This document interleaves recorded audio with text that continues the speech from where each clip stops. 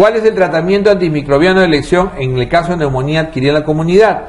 Entonces, ya ahí siendo más, no me están dando muchas oportunidades, y yo digo, bueno, neumonía es que en realidad acá es bien en específico, porque deberían decirme con factores de riesgo, sin factores de riesgo, con uso de antibióticos, sin uso de antibióticos, me dicen en general.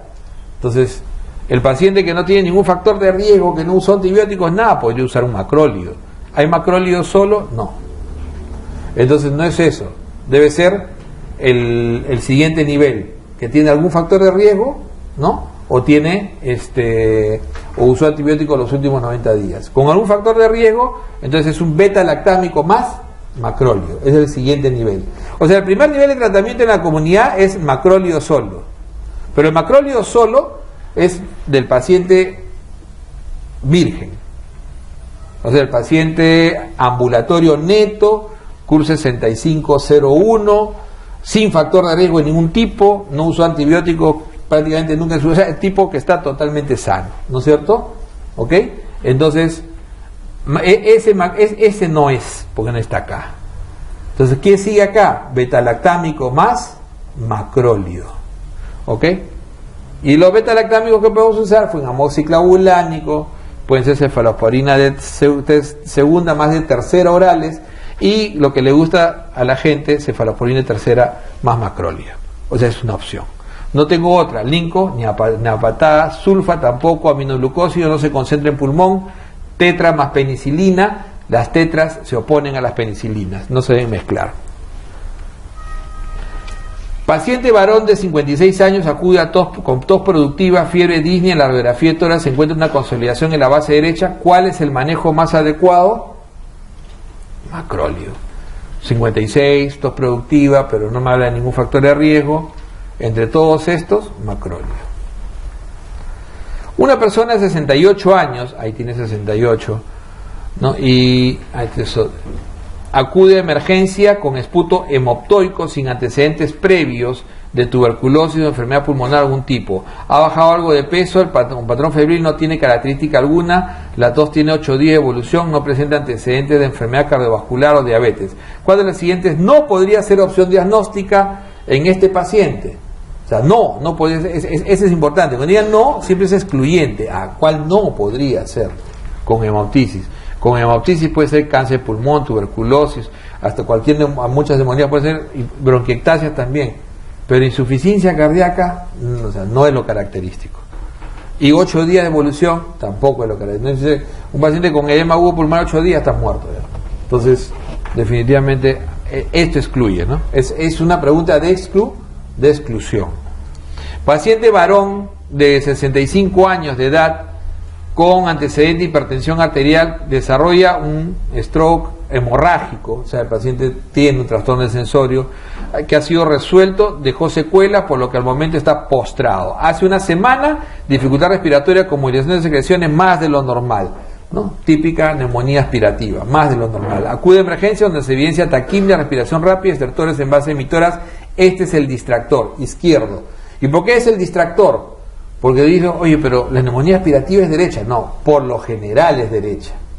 Por eso este es el distractor. O sea, alguno puede agarrar y decir, no creo que sea aspirativa. No, sí es aspirativa. Puede ser izquierda, ¿no? Puede ser que la posición, puede ser que la tráquea, puede ser muchas cosas a favor de que pueda irse a la izquierda. Por eso es mayor. Entonces, según la sospecha de diagnóstico, ¿qué medicación indicaría? Si es aspirativo, tengo que cubrir anaerobios, de preferencia Clinda con algo más, pero si me dan la oportunidad solamente le daré Clinda. Ahora, uno puede decir, Doc, ¿y amoxiclavulánico podría cubrir? Sí, pero no está en los esquemas todavía, digamos, en nuestro país muy aceptados usar amoxiclavulánico solo en estos pacientes. Por lo general se usa tratamiento parenteral, y amoxiclavulánico parenteral no lo tenemos. ¿Cuáles serían las características del esputo observado en un microscopio óptico al 10%? Son un clásico de laboratorio para que pueda ser considerado como válido. Es más o menos como en el examen de orina. Para que sea válido no debe tener muchas células epiteliales, debe tener menos de 10. Eso es igualito a la orina. Menos de 10 células epiteliales para que sea válido, para que no sea una contaminación. Y lo que sí es diferente es el número de polimorfos, mayor de 25. Mayor de 25. La relación correcta entre gérmenes que producen neumonía y vía de infección es, entonces, habíamos dicho que los típicos es microaspiración, los atípicos y virus inhalatorios clásicos, estafilo hematógeno. Entonces, ¿no? Este es un virus y es inhalación. El resto no juega. Paciente de Cajamarca que presenta tos esporádica, cansancio, leve palidez, hemograma, leucocitos, leve eosinofilia, infiltrado en ápice pulmonar derecho. Lo más probable es que sea histoplasmosis. Acá también había una, no dije con Hecato, ¿no? Histoplasmosis. O sea, si algo vamos a sospechar de zonas endémicas, puede ser histoplasmosis, paracoccidiomicosis, fundamentalmente, ¿no? De las entidades citadas, ¿cuál es la causa más común de quilotórax? Regresamos a derrame. Y dentro del exudado, ¿no? Dentro del exudado, habíamos dicho que tenemos el exudado paraneumónico, el tuberculoso, el neoplásico, ¿no es cierto? Pero también tenemos otros tipos de exudados no raros, como por ejemplo el quilotórax, el que parece leche. El quilotórax típicamente es un exudado lechoso que tiene más de 110 de triglicéridos y menor de 200 de colesterol total. Cuando tiene más de 200 de colesterol total es un pseudoquilotórax. Y esto se debe a compromiso de la cisterna de Beckett, que por lo general puede ser de tipo traumático, post-iatrogénico quirúrgico o trauma directo, o por compromiso de tumores de mediastino. Son las dos grandes causas, ¿ok? Las dos grandes causas. Entonces, en el Perú se considera todavía que la primera causa es iatrogenia quirúrgica, a pesar de que en la mayoría de las series lo que más ha aumentado es tumores de mediastino, ¿ok? Entonces, eso hay que tener en cuenta. Linfoma es la causa más frecuente dentro de los tumores de mediastino. Dentro de los tumores de mediastino. La causa más frecuente de un derrame pleural que tiene una concentración de triglicéridos que supera los 110, y entonces acá volvemos nuevamente, está entre lo que es traumático y iatrogénico o lo que es tumores de mediastino. Entonces, si no tenemos el uno, tenemos el otro, tumores de mediastino. Entonces, hay series que es primero tumores de mediastino, la mayoría de las series hoy en día es tumores de mediastino, en el Perú es más frecuente iatrogénico, pero acá no tenemos la otra opción. La mejor respuesta, tumores de mediastino. Esto es cuestión de las series no pasan de 100, 200 pacientes, ¿no? Tampoco es que sea esto va a modificarse en el tiempo. Nuevamente, siempre esa pregunta, o sea, a pesar de que no tiene una definición al 100%, les gusta entrar en la controversia, ¿no? ¿Cuál es la causa más frecuente de quilotórax? Y nuevamente volvemos a... Y alguien me diría traumatismo. No, es que traumatismo no es iatrogénico quirúrgico. Traumatismo es simplemente trauma. Y trauma no es la causa. Es tumores mediastinales. En este caso la mejor respuesta. Traumatismo torácico que posteriormente produce pulmón blanco en la radiografía de tórax. ¿Cuál es la complicación? El distrés respiratorio agudo. El síndrome de distrés respiratorio agudo tiene una triada fundamental. La triada de daño pulmonar agudo, o sea, lo que se llama el daño pulmonar agudo con una hipoxemia que da una relación de PAFI menor igual a 300, o sea, es un paciente muy hipoxémico con daño pulmonar agudo. En primer lugar. En segundo lugar, es un paciente que tiene infiltrados bilaterales, ¿no? Algodonosos bilaterales en la radiografía de tórax. Y en tercer lugar, tiene ausencia de compromiso cardíaco, que puede ser visto como una presión de capilar pulmonar menor de 18 o simplemente con el antecedente de la ausencia de un ProPNB normal. Entonces, las causas más importantes, la causa más frecuente es la sepsis, llamada causa indirecta también. Y dentro de las causas directas, neumonía, contusión pulmonar, aspiración. O sea, todas esas son causas de distrés respiratorio agudo. Mujer de 75 con fractura de cadera postrada, presenta disnea súbita con frecuencia de 100, temperatura de TST, se sospecha de TEP. ¿Cuál sería su mejor manejo inicial? No me dicen que esté hemodinámicamente inestable, así que lo primero que uso es heparina. ¿Qué pasaría si estuviera hemodinámicamente inestable? Entonces sospecho de un TEP masivo. Y en un TEP masivo lo que debo hacer es trombolisis. ¿Ok? Entonces, varón de 65 años de edad, obeso, bruscamente presenta disnea, taquimia, dolor torácico, eso es lo clásico, ¿no? Brusco primero, el TEP es brusco, ¿no? ¿Qué es lo que suele presentar? Disnea súbita, de inicio brusco, disnea súbita, tos, dolor torácico no anginoso, hemoptisis hasta un 50%, fiebre, tos seca. El paciente además tiene ortopnea, sudoroso, estos son los distractores, una presión de 13,8 estable, frecuencia respiratoria de 28, pulmones sin estertores patológicos, corazón, ruidos cardíacos rítmicos y un dímero D positivo. O sea, todo me está indicando que puede ser un TEP. El diagnóstico más probable será un embolismo pulmonar. ¿Ok? Un embolismo pulmonar. En un paciente operado de cadera, nuevamente, ¿no? Cirugía clásica, cadera, rodilla, y un factor de riesgo importante es la obesidad, obeso, con aparición súbita de disnea, dolor torácico, tos, esputo hemoptoico, ¿qué debemos sospechar? Embolismo pulmonar.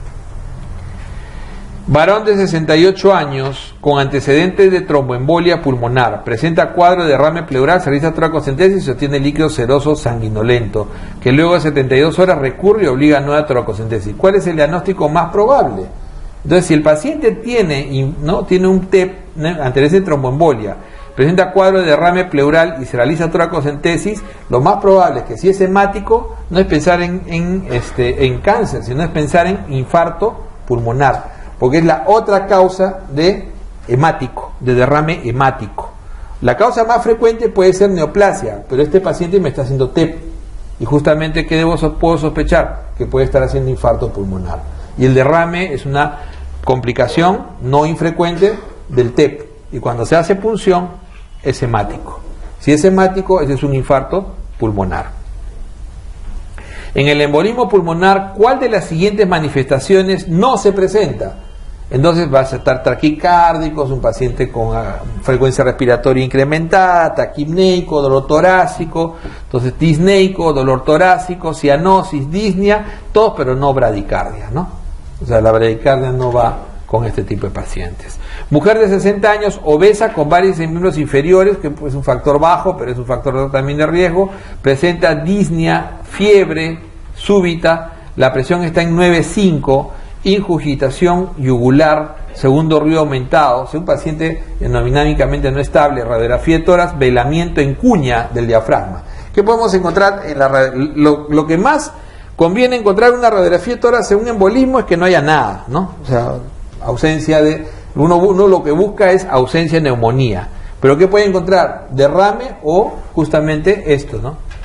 Atelectasias, derrames o atelectasias, o el signo clásico, pero que no se ve solamente el 20 a 30%, que es el signo de Westermarck. El signo de Westermarck es un área hipoémica, un área más oscura que se puede observar en la placa o en la tomografía. Entonces, esas zonas se llama signo de Westermarck. Pero ¿qué es lo más frecuente? Encontrar atelectasias y pequeños derrames que, como hemos visto, si se punzan son generalmente hemáticos. Y eso, ¿cuál es el diagnóstico más probable? Entonces, tromboembolismo pulmonar. Un paciente hospitalizado en un servicio de medicina súbitamente presenta disnea acompañada de palpitaciones, diaforesis, hipotensión arterial. ¿Cuál es el diagnóstico más probable? Entonces, si yo dice en forma súbita, insuficiencia cardíaca sin tener ningún antecedente, no puedo hablar. Sobrehidratación, nadie me dice que lo están hidratando. Neumonía nosocomial no es así, no es disnea acompañada de diaforesis. Angina inestable, no, tampoco no juega, no hay un dolor torácico característico, no hay ningún antecedente, pero un paciente postrado, un paciente hospitalizado, como dice un paciente en un servicio, ¿no? Sí me puede presentar un embolismo pulmonar por inamovilidad. Varón de 53 años con tuberculosis, BK positivo y en tratamiento con esquema 1 que presenta alteración de la visión de colores. ¿Cuál de los siguientes fármacos produce con mayor frecuencia este efecto adverso? Y ese es típico de la neuritis óptica por etambutol. En el tratamiento inicial de la tuberculosis, ¿cuál de los siguientes fármacos no corresponde a los denominados de primera línea? Entonces, cicloserina es un fármaco de segunda línea.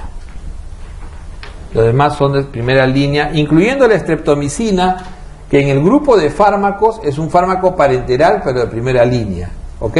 Acuérdense que los grupos de fármacos son Grupo 1, que son los clásicos, isoniazida, rifampicina, pirazinamida y tambutol. Los fármacos 2, que son los fármacos parenterales, que dentro de ellos está la streptomicina como primera línea, y los parenterales de segunda línea, como son amikacina, ¿no? Kanamicina, capreomicina. El grupo 3, que son las fluoroquinolonas, levomoxi fundamentalmente. El grupo 4, que son los orales de segunda línea, ¿no? Orales de segunda línea, tioniamida, paramino salicílico y los bacteriostáticos. Y el grupo 5, que son los fármacos con actividad micobacterial, pero que todavía no tienen probada efectividad, ¿no? O sea, fármacos con efectividad, ¿no?, todavía dudosa, como por ejemplo clásico hoy en día más usado, linezolid. Estos son los 5 grupos de fármacos que se utilizan, ¿no? Varón de 27 años que de hace 2 meses presenta tos, fiebre vespertina, diaforesis y pérdida ponderal. O sea, algo muy característico. Eso es muy característico de la fiebre vespertina, diaforesis, dentro de la sospecha de tuberculosis, ¿no es cierto?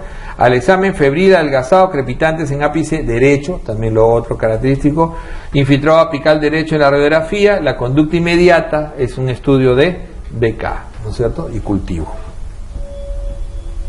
El fármaco antituberculoso que actúa mejor en lesiones gaseosas es la rifampicina.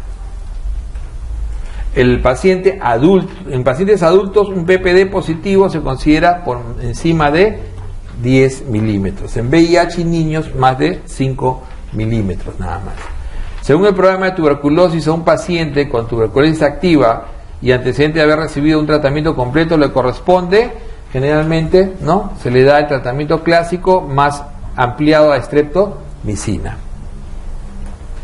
En el caso de BK resistente a isoniazid rifampicina, o sea, este es el MDR, ¿no es cierto?